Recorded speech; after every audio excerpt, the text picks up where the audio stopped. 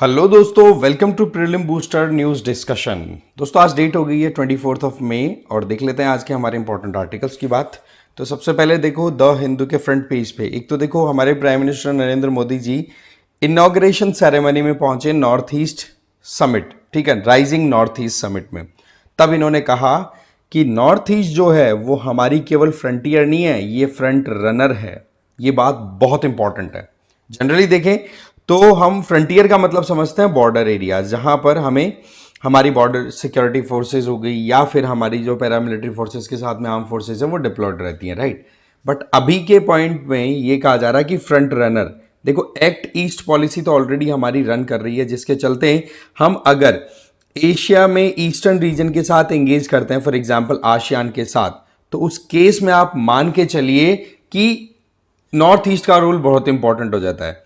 But ज्यादा importance अभी के टाइम पे क्यों हो गई, आपको ध्यान होगा 17 मई को director general of foreign trade के द्वारा एक नोटिफिकेशन रिलीज किया गया, जिसमें यह कह दिया कि बांग्लादेश के लिए जितने भी हमने लैंड पोर्ट्स ओपन कर रखे थे वो उनको हम बंद करते हैं। तो ऐसे में अब जो बांग्लादेश वाला एक्सपोर्ट इंडिया के थ्रू म्यांमार या फिर उधर जाया करता था, मान लो भूटान की तरफ, अब उस एक्सपोर्ट को हम खुद हमारी लोकली मैन्युफैक्चर्ड आइटम के आधार पर करेंगे, जिसके चलते हमारे पास में bio economy, bamboo economy, tree production, petroleum, sports, eco tourism, इन सारी चीजों को प्रमोट किया जाएगा। तो ऐसे में फ्रंटियर नहीं, आप फ्रंट रनर बन गए हो। तो ये एक इंपॉर्टेंट बात यहां पर इनके द्वारा कही गई है। इसके अलावा इंडिया लगातार फाइनेंशियल एक्शन टास्क फोर्स में पहले भी पाकिस्तान को ग्रे लिस्ट में रखने की पूरी कोशिश कर चुका रहा भी पाकिस्तान लंबे समय तक। अब एक बार फिर से इंडिया की तरफ से एकदम क्लियर स्टेटमेंट जा चुका है कि हम जल्दी ही एक डॉजियर सेंड करने वाले हैं फट्फ को, कि जो भी आपने टेररिज्म या फिर मनी लॉन्ड्रिंग जैसे केसेस को कंटेन करने के लिए अपने प्रोविजंस कर रखे हैं, उनमें पाकिस्तान को एक बार फिर से चेक करो, पाकिस्तान फेल हो रहा है। तो ऐसे में पाकिस्तान को ग्रे लिस्ट में एक बार फिर से डाल दो। इससे क्या होगा कि जो इंटरनेशनल जो भी मॉनेटरी एक्सेस पाकिस्तान को अवेलेबल है ना, वो ऑटोमेटिकली रुक जाएगा, उस पर ब्रेक लग जाएंगे। तो ऐसे में पाकिस्तान को इकोनॉमी वाली जो मार है ना वो भी पड़ेगी। और आपने अगर प्राइम मिनिस्टर मोदी जी का रीसेंट स्पीच जो बीकानेर में दिया था उसमें आपने ध्यान दिया हो, तो उसमें कहा था कि अर्थव्यवस्था को भी हम बहुत बुरे तरीके से तोड़ेंगे अगर पाकिस्तान की बात करें। साथ ही साथ वर्ल्ड इंस्टीट्यूशन, चाहे वर्ल्ड बैंक हो, आईएमएफ हो, उसमें भी पाकिस्तान को जो फंडिंग आती है उसको हम टेररिज्म का नाम ले ले करके और रुकवाएंगे, क्योंकि पाकिस्तान टेरर स्पॉन्सर करता है, इसमें कोई डाउट ही नहीं है। और आप खुद देखो 2018 से 2022 के बीच में ऑलरेडी पाकिस्तान लंबे समय तक ग्रे लिस्ट में रह चुका है, जिसके चलते उसकी इकोनॉमी बिल्कुल बर्बाद हुई, जो सबको दिखाई पड़ती है, ठीक है। इसके अलावा एक न्यूज ये थी, कल परसों क्या होता है, इंडिगो का एक एयरक्राफ्ट जो कि दिल्ली से श्रीनगर जा रहा था, बट जैसे पंजाब वाले एरिया को क्रॉस कर रहा था, पठानकोट एयरबेस और उधर, तो वहां पर एकदम से मौसम बिगड़ा और ऐसा हुआ कि सामने कुछ दिखाई नहीं पड़ रहा। तो ऐसे में इस एयरक्राफ्ट के द्वारा इंडियन एयरफोर्स के जो स्टेशन थे उनसे पूछा गया कि भाई हमें थोड़ा सा इंटरनेशनल बॉर्डर के पास से गुजरने की परमिशन दे दीजिए, तो एयरफोर्स ने मना कर दिया। फिर पाकिस्तान में भी कांटेक्ट किया गया, वहां के जो लोकल आप कह सकते हो director general of civil aviation का या ट्रैफिक कंट्रोलिंग जो मैकेनिज्म चलता है उनसे, कि भाई हमारे सामने ये थोड़ी मौसम संबंधी प्रॉब्लम आ रही है, तो आप क्या कहते हो हम थोड़ा सा उधर से स्विच ले लें, आपके एयर स्पेस को यूज कर लें। तो उन्होंने भी मना कर दिया। फिर अल्टीमेटली जो क्रू मेंबर्स थे उन्होंने डिसाइड किया कि चलो ठीक है, सामने मौसम ज्यादा लंबा खराब होगा नहीं, क्रॉस कर लेते हैं। तो जैसे उन्होंने एंट्री मारी, एंट्री मारते ही उस सामने पूरा फॉगी कंडीशन थी और उसमें बहुत सारे हेल स्टॉर्म, ओले थे, मोटे मोटे गोले थे बर्फ के, उनसे टकरा गया, जिसकी वजह से प्लेन का नोजर इस तरीके से डैमेज हो गया। बट अल्टीमेटली अगर देखें तो जो पायलट्स थे उन्होंने सेफली लैंड करा दिया। बट यहां पर एक तो पाकिस्तानी एयर स्पेस में एंट्री की जो परमिशन ली गई थी सिविलियन एयरक्राफ्ट की, उसको भी अलाउ नहीं किया गया। ये अपने आप में बड़ी इंपॉर्टेंट चीज है जिसको हमें नोट करने की जरूरत है, राइट। तो इस सिचुएशन में हमें ये देखना है कि जो director general of civil aviation है, ठीक है, उनके द्वारा अपनी तरफ से एफर्ट तो किए गए थे, बट अगेन वही बात, सिचुएशन ऐसी थी कि एकदम से यू टर्न लेना भी मुश्किल था। बताया जा रहा है कि एकदम हेल स्टॉर्म वाला जो क्लाउड था बिल्कुल सामने था, इस तरीके की सिचुएशन वहां पर निकल के आई, ठीक है ना। तो सिविल एविएशन से रिलेटेड ये थोड़ा सा इंपॉर्टेंट हो जाती है बातें। खैर अब बात कर लेते हैं हमारे इंपॉर्टेंट आर्टिकल्स में नंबर 1 की। That is Chagos archipelago. UK के प्राइम मिनिस्टर ने अल्टीमेटली चैगोस आर्कीपेलागो की जो सॉवरेनिटी है वो सारी की सारी मॉरिशस को दे दी है। मतलब मॉरिशस अब करता धरता हो गया इस पूरे आइलैंड ग्रुप का। और इसी में एक इंपॉर्टेंट आइलैंड है दैट इज डियागो गार्सिया, और वो यूके और यूएस का एक इंपॉर्टेंट बेस है, ठीक है, नेवल बेस है। अब उसकी अथॉरिटी मोरलेस मॉरिशस के हाथ गई।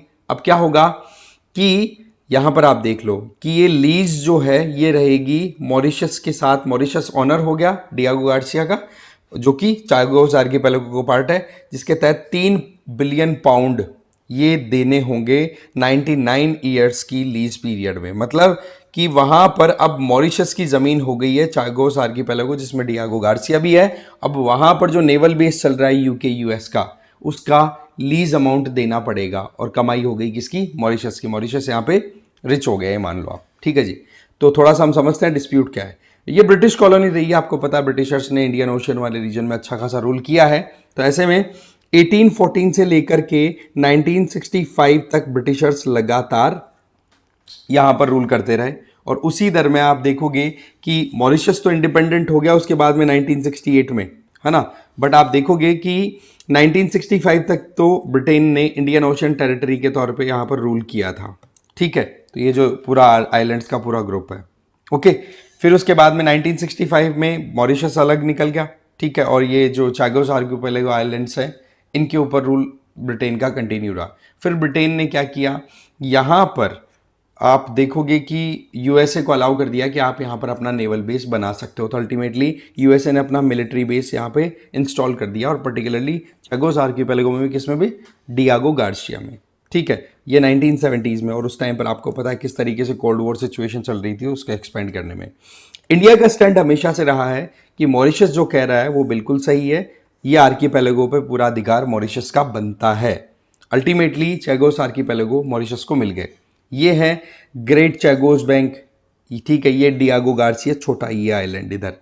और वैसे देखो जाए चैगोस आर्कीपेलागो तो सेशल्स से आप देखोगे ईस्ट की तरफ है, थोड़ा सा मॉरिशस के नॉर्थ ईस्ट की तरफ है। अल्टीमेटली मॉरिशस के अंडर में ये आ चुका है। और वैसे देखें तो यहाँ पर मॉलडीव्स है, और मॉलडीव्स से फिर बाद में आप साउथ की तरफ आओगे तब चैगोस आर्कीपेलागो मिलेगा। और यहाँ पर ओशन के बॉटम पर आपको लक्षद्वीप और ये जो चैगोस रिज है ये दिखाई पड़ेगी, जो कि समंदर के नीचे डूबी हुई पहाड़ी है, और उसी पहाड़ी का टिप है ये आइलैंड्स। ये बेसिकली अटॉल्स हैं। अटॉल्स का मतलब एक तरीके से ऐसे आइलैंड्स जो कि कोरल एक्टिविटी, कोरल रीफ्स की वजह से डेवलप हो रखे हैं, और उनका स्ट्रक्चर कुछ ऐसा है कि उनकी बाउंड्री बनी हुई है, बीच में पानी है, साइड में पानी है, ठीक है। ये 60 से ज़्यादा आइलैंड्स का ग्रुप है जो कि इंडियन ओशन में लोकेटेड है। और मॉलडीव्स आर्कीपेलागो से, मतलब मॉलडीव्स वाले जो आइलैंड्स हैं उनसे 500 किलोमीटर साउथ की तरफ हमने ऑलरेडी देख लिया। इसके अलावा चैगोस लक्षद्वीप रिज, मैंने बताया सबमरीन डूबी हुई माउंटेन रेंज की एक टिप है, जो पहाड़ी जो डूबी हुई है उसका टिप हमें आइलैंड के तौर पर दिखाई पड़ता है। यहाँ के नेटिव लोग जो हैं उनको चैगोशियन बोला जाता है, और उन लोगों की लैंग्वेज है बुरबोनाई क्रियोले, ठीक है। बुरबोनाई क्रियोले लोकल ये लैंग्वेज थी। बट होता क्या है कि ब्रिटिशर्स ने, यूएसए वालों ने लोकल्स को भगा दिया था वहां से। नेबरिंग आइलैंड्स की बात करें तो सैल्मन आइलैंड, नेल्सन आइलैंड और पेरोस बेनहोस, ये इंपॉर्टेंट आइलैंड्स है नॉर्थ में चैगोस आर्कीपेलागो के। तो ये कौन सा रीजन है? इंडियन ओशन, ध्यान रखना। दूसरा, साउथ ईस्ट की तरफ यूएस और यूके मिलिट्री बेस है डियागो गार्सिया में, जो ऑलरेडी हम अच्छे से देख चुके हैं। डियागो गार्सिया सबसे लार्जेस्ट आइलैंड है इस आर्कीपेलागो में, जहां पर यूके और यूएस का मिलिट्री बेस है, 1970 से अभी तक चल रहा है। अमेरिका ने ये बेस यहां पर इसलिए लगा रखा है कि कभी भी मिडिल ईस्ट, साउथ एशिया और ईस्ट अफ्रीका में कोई ऑपरेशन लॉन्च करना हो तो इजीली कर सके। और यहां पर यूएसए ने अपने बॉम्बर्स को भी डिप्लॉय कर रखा है, ठीक है। और यूएसए के लिए ये बेस है ना ऑलमोस्ट इनडिस्पेंसिबल। इसके बिना यूएसए की इंडियन ओशन सिक्योरिटी है, इस सिक्योरिटी पे जो कमांड है वो कमजोर पड़ जाएगी, इसलिए छोड़ना नहीं चाहता। समझ गए? तो ये चैगोस आर्कीपेलागो। फिर आता है गोल्डन डोम पे। देखो जी, बात ऐसी है, यूनाइटेड स्टेट्स ने ऑफिशियली $175 बिलियन का गोल्डन डोम बनाने की बात कर दी है। ये एक मिसाइल डिफेंस सिस्टम होगा जो कि यूएसए को स्पेस से या कहीं से भी आने वाली बैलिस्टिक अटैक या किसी भी तरीके के अटैक से बचाएगा। ये एग्जैक्टली वैसे ही काम करेगा जैसे कि इजराइल का आयरन डोम काम करता है, उसी के बेसिस पे गोल्डन डोम तैयार किया गया है, ठीक है। मेन खतरा यूएसए को आपको पता है चाइना और रशिया से है। तो गोल्डन डोम की हम बात कर लेते हैं। ये सिस्टम जो है ये ग्राउंड और स्पेस बेस्ड किसी भी तरीके का अगर अटैक होता है मिसाइल या किसी भी तरीके से, तो उसको टाइमली डिटेक्ट करना और उसको रोक देना। कि मतलब किस तरीके से, जब भी कोई अटैक होता है तो उसकी इंपॉर्टेंट 4 स्टेजेस होती हैं, जिसमें फर्स्ट स्टेज तो होती है डिप्लोमेटिक स्पैट, कि हाँ भाई लड़ाई होने वाली है, दोनों के बीच में टेंशन्स होने लग गई, दो कंट्रीज के बीच में, अपने अपने डिप्लोमेट्स को भगा दिया, बातें हो रही हैं, ग्रुपिंग बनाने की कोशिश की जा रही है। फिर दूसरा होता है एस्केलेशन, जहां पर मिलिट्री मूवमेंट्स देखे जाते हैं बॉर्डर के आसपास में या फिर अपने इंपॉर्टेंट स्ट्रेटेजिक लोकेशंस पे। फिर होती है मिलिट्री प्रिपेयर्डनेस, जहां पर मिलिट्री अपनी तैयारी स्टार्ट कर देती है। और चौथा होता है अटैक, जिसमें कॉम्बैट की जरूरत पड़ती है। तो ऐसे में चारों स्टेज पे यूएसए की प्रोटेक्शन करने के लिए तैयार किया हुआ है। इसमें सेंसर्स लगे होंगे स्पेस बेस्ड, और इंटरसेप्टर्स भी लगे होंगे, जिससे कि कोई भी मिसाइल अगर आए तो उसको वहीं पे न्यूट्रलाइज किया जा सके। तो ये हमें थोड़ा ध्यान रखने की जरूरत है। फिर आ जाओ इसमें क्या क्या चीज इंस्टॉल होगी। अर्थ के ऑर्बिट्स में यूएसए हजारों छोटे छोटे सैटेलाइट्स इंस्टॉल कर देगा, जिससे कि वो इमीडिएटली डिटेक्ट कर सके कि भाई बाहर से, या फिर यूं मानो कि बैलिस्टिक मिसाइल है चाइना से यूं लॉन्च होकर के यूं आ रही है यूएसए पे, तो एटमॉस्फेयर के बाहर निकलेगी, एटमॉस्फेयर निकल के और फिर बाद में आएगी यूएस पे अटैक करने। तो ये सैटेलाइट्स वहीं पे इसको डिटेक्ट करके इंटरसेप्ट करवा देंगे। ठीक है, तो अर्थ के ऑर्बिट में सैटेलाइट्स काम करेंगे, साथ ही साथ इंटरसेप्शन के लिए आप मिसाइल्स डालोगे, पर्टिकुलरली किसके लिए, जो इंटर कॉन्टिनेंटल बैलिस्टिक मिसाइल है, जिनकी रेंज 5000 किलोमीटर ऐसे होती है, बड़ी रेंज। ठीक है, दूर दूर तक जो हिट कर सकती हैं। इसमें मेजर इंस्पिरेशन कहाँ से आया, इसराइल का आयरन डोम, जहां पर हमास के अटैक्स को या फिर ईरान की तरफ से जो डिफरेंट अटैक्स किए जाते हैं इसराइल पर, उनको बिल्कुल न्यूट्रलाइज किया है इसराइल ने। फिर आ जाता है इंटरनेशनल बुकर प्राइज 2025, बहुत इंपॉर्टेंट है हमारे लिए। क्यों जी, कन्नड़ा ऑथर हैं बानू मुस्ताक, उनके द्वारा एक स्टोरी लिखी हुई थी कन्नड़ लैंग्वेज में, हार्ट लैंप। ठीक है, वैसे कन्नड़ लैंग्वेज का कुछ और वर्जन है, मैं बताऊंगा कौन सा है, बट यहां पर अभी इनके द्वारा लिखी हुई जो कन्नड़ लैंग्वेज में बुक थी, उस बुक का ट्रांसलेशन हुआ। बुक का नाम फिर ट्रांसलेटेड रखा गया हार्ट लैंप, जो कि मुस्लिम महिलाओं के हार्डशिप के बारे में, डे टू डे लाइफ में एक मुस्लिम महिला को कितनी मुश्किलों का सामना करना पड़ता है, उस पर इन्होंने बुक लिखी। अल्टीमेटली इस बुक का जो ट्रांसलेशन था हार्ट लैंप, वो इंटरनेशनल बुकर प्राइज वाला जो कैटेगराइजेशन था उसमें एनलिस्ट किया गया, और अब उनको ये प्राइज दे दिया गया है। सबसे इंपॉर्टेंट चीज कि इंटरनेशनल बुकर प्राइज जो है, इसके लिए कन्नड़ लैंग्वेज में किसी बुक के लिए आप नॉमिनेशन की बात करो तो ये दूसरा नंबर का था, इससे पहले भी ऑलरेडी हो चुका है। ठीक है, इसमें कन्नड़ लिटरेचर में आप देखोगे तो यू आर अनंत मूर्ति, उनकी बुक थी, उसको वहां पर एंट्री मिली थी, बट वही चीज है कि वो जीत नहीं पाए। बट यस, कन्नड़ लिटरेचर में पहली बार किसी ने अगर इंटरनेशनल बुकर प्राइज जीता तो वो कौन हो गई, भानु मुस्ताक। और उनकी बुक किस पे बेस्ड है, मुस्लिम महिलाओं की डे टू डे लाइफ में क्या हार्डशिप्स है उन पे। ठीक है, तो ये अपने आप में बहुत इंपॉर्टेंट माइलस्टोन है कन्नड़ लिटरेचर के प्रमोशन को लेकर के। ठीक है, इसके अलावा देखें इंटरनेशनल बुकर प्राइज, देखो इसको पहले मान बुकर प्राइज भी बोला जाता था, मान बुकर इंटरनेशनल प्राइज 2005 तक 5 में स्टैब्लिश हुआ था। फिर 2016 में इसको देखा जाए तो फिर आपका इसका नाम बदल दिया, ये जो मैन बुकर था इसको हटा करके इंटरनेशनल बुकर प्राइज बोल दिया गया। और हर साल एक बुक के लिए अवार्ड दिया जाता है, ऐसा नहीं कि क्रोनोलॉजी या बुक्स की बहुत सारी उनके लिए दिया जाता, नहीं, एक बुक जो नोवेल भी हो सकती है और शॉर्ट स्टोरी भी हो सकती है। एलिजिबिलिटी सिंपल है, आपका जो लिखी हुई बुक है वो किसी भी लैंग्वेज में हो, कोई प्रॉब्लम नहीं है, बट द पॉइंट इज उसका एक ट्रांसलेशन इंग्लिश में जरूर होना चाहिए। और पहले कंडीशन तो क्या हो गया, English translation mandatory. Number 2, UK और आयरलैंड में उसका पब्लिकेशन हो रखा हो। ये 2 कंडीशंस जब पूरी हो जाती है तो आप इंटरनेशनल बुकर प्राइज के लिए एलिजिबल हो जाते हैं। इसमें अवार्ड मिलता है 50,000 पाउंड्स का। ठीक है, जो कि लिखने वाले ऑथर जिसने अपनी खुद की लोकल लैंग्वेज में लिखी है उसको, और जो ट्रांसलेट करने वाला है जिसने इंग्लिश में ट्रांसलेट किया उस पर्टिकुलर बुक को या नॉवल को, तो उन दोनों के बीच में 50-50% शेयर कर दिया जाता है। इसको ऑर्गेनाइज कराने वाले फाउंडेशन का नाम है द बुकर प्राइज फाउंडेशन, जो ये देखता है कि भाई किस तरीके से इंग्लिश लैंग्वेज के अंदर नॉवेल्स और बुक्स चल रही हैं, लिटरेचर काम कर रहा है।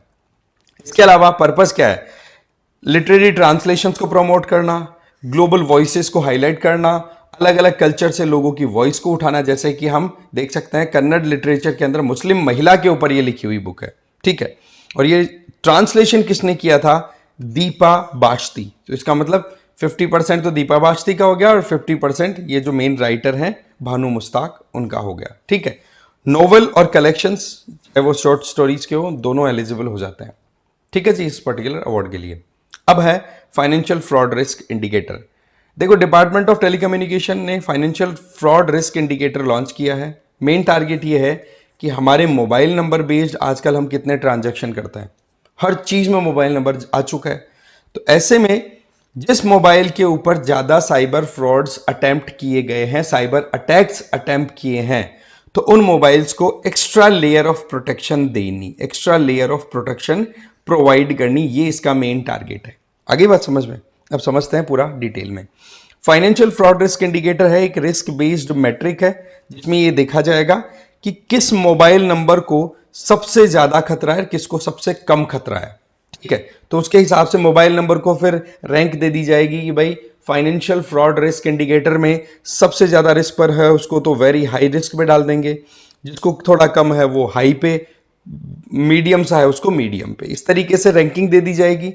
अब आप कभी भी अपने मोबाइल नंबर को रजिस्टर कराने के लिए बैंक में कहीं पे जाएंगे तो वहां पर पहली चीज तो आपको अलर्ट दे दिया जाएगा कि भाई आपका मोबाइल नंबर बहुत ज्यादा रिस्क पे है, या तो दूसरा नंबर दे दो, या ये कह दिया जाएगा, कर दिया जाएगा कि भाई ये नंबर थोड़ा रिस्क में है और ये इंडिविजुअल कई सालों से यूज कर रहा है मोबाइल नंबर, तो ऐसे में इसको प्रोटेक्शन एक्स्ट्रा दे दी जाए। तो मेन टारगेट ये है कि जो हम फाइनेंशियल एम्पावरमेंट करना चाहते हैं उसमें साइबर थ्रेट एक बहुत बड़ा खतरा बनता चला जा रहा है, साइबर सिक्योरिटी ब्रीच होना वो बड़ा खतरा बन रहा है मोबाइल के थ्रू, यूपीआई और इनके यूज होने की वजह से, तो उसको हम प्रोटेक्शन प्रोवाइड करें।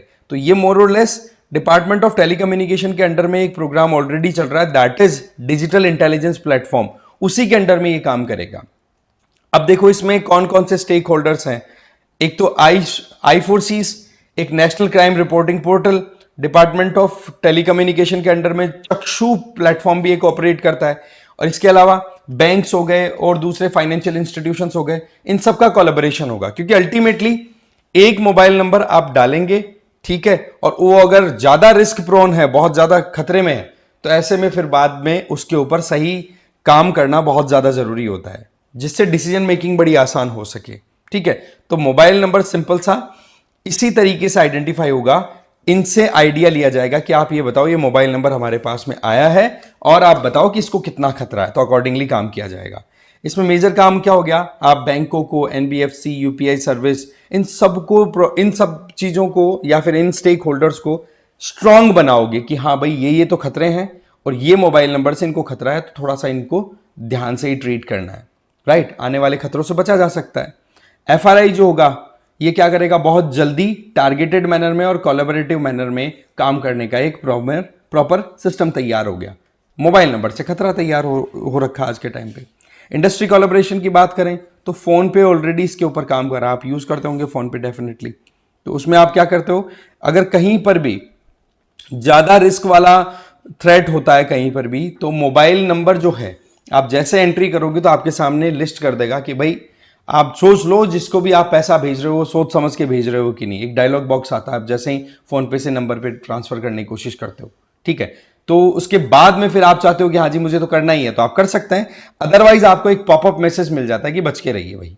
ठीक है, तो इससे क्या हो जाता है कि एक इंडिविजुअल जब यूपीआई से ट्रांजेक्शन करे, वो भी फोन पे के थ्रू, तो वो अलर्ट होकर के करेगा। सेम चीज बाकी प्लेटफॉर्म्स पर भी इंप्लीमेंट हो जाएगी, तो कितना इफेक्टिव हो जाएगा ये।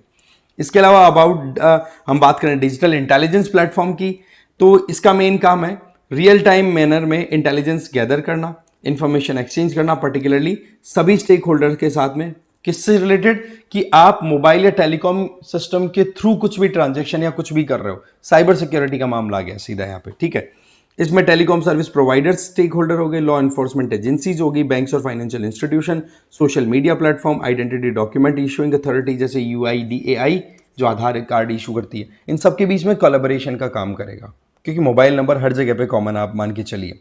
लॉन्च किया है डिपार्टमेंट ऑफ टेलीकम्युनिकेशन, मैंने ऑलरेडी बता दिया। एम है कि स्टेक होल्डर्स के बीच में प्रॉपर कोऑर्डिनेशन लाना, जिसके चलते टेलीकॉम रिसोर्सेज का गलत यूज ना हो, और दूसरा कहीं पर भी साइबर क्राइम और फाइनेंशियल फ्रॉड होने का स्कोप दिखे तो उसको रोका जा सके।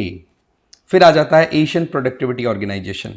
2025-26 के लिए इंडिया ऑफिशियली इसका चेयरमैन बन चुका है, चेयरमैनशिप जो है इंडिया के हाथ में है, एशियन प्रोडक्टिविटी ऑर्गेनाइजेशन। और अभी जो है 67th इसकी गवर्निंग बॉडी की मीटिंग हो रही है, तो ऐसे में ऑर्गेनाइजेशन इंपॉर्टेंट हो जाता है। नंबर 1, ये क्या है? ये एक इंटर गवर्नमेंटल ऑर्गेनाइजेशन है, मतलब डिफरेंट गवर्नमेंट्स मिलकर के और फिर इस इंस्टीट्यूशन को स्टैब्लिश कर चुकी हैं और फिर वो काम करती हैं साथ साथ। स्थापित हुआ था 1961 में। काम क्या है? एशिया और पैसिफिक रीजन में, जो आज इंडो पैसिफिक जिसको हम जनरली बोलते हैं, वो एशिया पैसिफिक के नाम से फेमस रहा हुआ है कोई जमाने में। तो इसमें प्रोडक्टिविटी और इकोनॉमिक ग्रोथ को इंश्योर करना, जो भी कंट्रीज है उनकी। हेडक्वार्टर ध्यान रखिए टोक्यो जापान में है।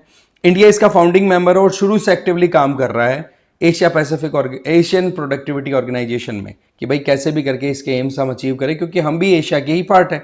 इसमें टोटल 21 कंट्रीज मेंबर है, जिनमें Bangladesh, Cambodia, Taiwan, Fiji, Hong Kong, Indonesia, Iran, Japan, south Korea, Laos, Malaysia, Mongolia, Nepal, Pakistan, Philippines, Singapore, Sri Lanka, Thailand, Turkey या तुर्की और वियतनाम। ये कंट्रीज इसके मेन मेंबर्स बन जाते हैं या मेन मेंबर्स हैं, और इंडिया है ही, ये ध्यान रखना अपने को। ठीक है जी। इसकी चेयरमैनशिप की बात करें तो इसमें देखो इंडिया एकदम क्लियर है कि भाई हम कैसे भी करके एशिया पैसिफिक रीजन में जो भी हम प्रोडक्टिविटी ग्रोथ की बात कर रहे हैं उस पर काम करें। और इसमें 2 मेन एम्स पे काम करना है। एक तो एपीओ का विजन है 2030 और एक है ग्रीन प्रोडक्टिविटी 2.0 फ्रेमवर्क। तो ये 2030 का एशिया प्रोडक्टिविटी ऑर्गेनाइजेशन विजन, ये क्या है? ये देखो innovation driven inclusiveness and sustainability growth, इसको इंश्योर करना। दैट मीन्स नवाचार लेकर के आना, जिससे कि लॉसेस मिनिमम हो, आउटपुट मैक्सिमाइज हो, प्रोडक्टिविटी राइज हो, साथ ही साथ कोई भी पीछे ना छूटे, गरीब अमीर का डिफरेंस ना हो, ठीक है, डेवलप्ड या फिर लीस्ट डेवलप्ड का गैप है वो खत्म हो, साथ ही साथ सस्टेनेबल डेवलपमेंट, आज की जनरेशन और आने वाली जनरेशन दोनों के बीच में बैलेंस हो, राइट। फिर आ जाता है ग्रीन प्रोडक्टिविटी 2.0 फ्रेमवर्क। ये मोर और लेस अपडेटेड फ्रेमवर्क है। पहले ग्रीन प्रोडक्टिविटी 1.0 फ्रेमवर्क पे ऑलरेडी काम हो चुका है, जिसमें क्या है कि डेवलपमेंट और एनवायरमेंट के बीच में प्रॉपर बैलेंस, जिसमें फिर चाहे आप ग्रीन एनर्जी को प्रमोट करो या ग्रीन कॉरिडोर्स बनाओ, डेवलपमेंट के हिसाब से कुछ भी करो, राइट। अब आ जाओ मेन रोल की बात करें तो इकोनॉमिक ग्रोथ को सपोर्ट करने का काम करता है, जैसा कि इसमें खुद के नाम में ही है कि एशियन प्रोडक्टिविटी ऑर्गेनाइजेशन। तो कंट्रीज की ग्रोथ को ऊंचाइयों तक लेकर के जाना। दूसरा, पॉलिसी एडवाइजर कंट्रीज को बताता है कि भाई कैसे आप अपने देश को आगे ले जा सकते हो। इनोवेटिव आइडियाज शेयर किए जाते हैं थिंक टैंक के फॉर्म में। स्मार्ट इनिशिएटिव लिए जाते हैं कि भाई कैसे हम हमारी इंडस्ट्री, एग्रीकल्चर, सर्विस और पब्लिक एडमिनिस्ट्रेशन को एफिशिएंट बना सकते हैं और प्रोडक्टिविटी को और इंप्रूव कर सकते हैं। कैपेसिटी बिल्डिंग, कंट्रीज में कहीं पे कुछ कमी आ रही है तो उनको कॉपरेशन देना, हेल्प देना, है ना। इसके अलावा सेंटर ऑफ एक्सीलेंस, भाई सीधी बात है, रिसर्च और डेवलपमेंट के बिना तो कुछ भी नवाचार आना मुश्किल है, तो उस चीज को प्रमोट करने के लिए सेंटर ऑफ एक्सीलेंस भी इसके अंडर में काम करते हैं। फिर आ जाता है अमृत भारत रेलवे स्टेशन। देखो जी, प्राइम मिनिस्टर मोदी जी जब बीकानेर आए थे अभी रिसेंटली, तो 103 अमृत भारत रेलवे स्टेशन का इनॉग्रेशन किया था वीडियो कॉन्फ्रेंस के थ्रू, वीसी के थ्रू। सवाल यह है कि अमृत भारत स्टेशन क्या है? तो ये देखो एक स्कीम चल रही है गवर्नमेंट की, अमृत भारत स्टेशन स्कीम, जिसमें 1300 के लगभग रेलवे स्टेशन को टारगेट किया गया है। ठीक है जी। इसमें यह किया जाएगा कि आज की मॉडर्न एमिनिटीज को ध्यान रखते हुए, जो हमारे दिव्यांगजन होते हैं, डिसेबल्स होते हैं, उनकी ध्यान रखते हुए हमारी डेवलपमेंटल प्रोजेक्शन होनी चाहिए, जिससे कि एक इंडिविजुअल परेशान ना हो, कुछ भी फैसिलिटी रेलवे स्टेशन पर एक्सेस करना चाहे उससे रिलेटेड। इसमें क्या क्या चीजें होगी? एक तो रीडेवलपमेंट होगा रेलवे स्टेशन की बिल्डिंग का, साथ ही साथ लोकल कल्चर को प्रमोट करने की कोशिश की जाएगी, हेरिटेज को प्रमोट करने की कोशिश की जाएगी और लोकल आर्किटेक्चर को। जैसे कि यहां पर एग्जांपल के तौर पे देखो कि अहमदाबाद का स्टेशन तैयार हुआ, तो वहां पर आप थीम देखोगे ना, तो मोडेरा सन टेम्पल की थीम दिखेगी। द्वारका जाओगे तो द्वारकाधीश टेम्पल दिखेगा। लोकल कल्चर और लोकल आइडेंटिटी को प्रमोट करने के लिए एक कॉन्सेप्ट यहां पर चलाया जा रहा है, one station one product. That means आप जिस स्टेशन पे जाओगे, मान लो आप दिल्ली के किसी एक स्टेशन पे हो, मथुरा में हो, कहीं पे भी हो, तो आप नोटिस करोगे कि वहां का जो मेन प्रोडक्ट है, जैसे मथुरा का पेड़ा है, आगरा का पेठा है, कुछ भी मान लीजिए आप, राइट, तो वो आपको वहां पर सेल होता हुआ दिखेगा। तो कल्चरल प्रमोशन भी ऑटोमेटिकली, ट्रेडिशनल प्रमोशन भी ऑटोमेटिकली होती दिखाएगी वन स्टेशन वन प्रोडक्ट के तहत। इसके अलावा अमृत भारत स्टेशन स्कीम की बात करें तो रेलवे स्टेशन को मॉडर्नाइज करना है। फरवरी 2023 में इसकी लॉन्चिंग हो गई थी इंडियन रेलवे के द्वारा। इसमें मेन फोकस है कि दिव्यांगजन, जो पर्सन विद डिसेबिलिटी है, उनको लोगों के लिए एक्सेसिबिलिटी इंश्योर करना, चाहे फिर उसमें रैंप बनाने हो, ठीक है, मैप्स बनाने हो टेक्निकल, जिससे कि वो इजीली समझ सकें, और एक्सेसिबल टॉयलेट्स बनाने हो। मैं आपको एक किस्सा बताता हूं। जब स्मार्ट सिटी प्रोजेक्ट स्टार्ट हुआ था तो एक इंडिविजुअल साउथ कोरिया से आए थे जयपुर, तो उनसे पूछा उन्होंने मतलब अपनी तरफ से कमेंट कर दिया, बोले स्मार्ट सिटी बनाना चाह रहे हो आप जयपुर को? तो बोले यहाँ पर रैम्प्स तो है ही नहीं, क्या बनाओगे आप? मतलब एक सिंपल सा पॉइंट बोला था उन्होंने। तो एक सिंपल सी बात यह है कि आप एक्सेसिबल बनाइए, ठीक है। जो किसी भी तरीके की चैलेंज का सामना कर रहा है इंडिविजुअल, अगर वो आपकी फैसिलिटीज को एक्सेस कर पा रहा है तो वो होती है इंक्लूसिविटी, राइट? इंक्लूजन उसको बोला जाता है। तो वो पॉइंट यहां पर हाईलाइट होता है। इसके अलावा अर्बन इंटीग्रेशन, आप रेलवे स्टेशन को मेट्रो और बसेस के साथ इंटीग्रेट कर दोगे तो लोगों को कम से कम परेशानी होती है आने जाने में, राइट? मॉडर्नाइजेशन, पैसेंजर एक्सपीरियंस को हम ज्यादा इंप्रोवाइज करें, हाईटेक मेथड्स यूज करें जिसके चलते इजी गोइंग हो ट्रेवल। फिर आ जाओ अल्जीरिया, है ना, वो न्यू डेवलपमेंट बैंक का नया मेंबर बन चुका है। न्यू डेवलपमेंट बैंक के मेंबर के तौर पे अल्जीरिया को अप्रूवल मिल गया। तो एनडीबी, इसके बारे में जाने।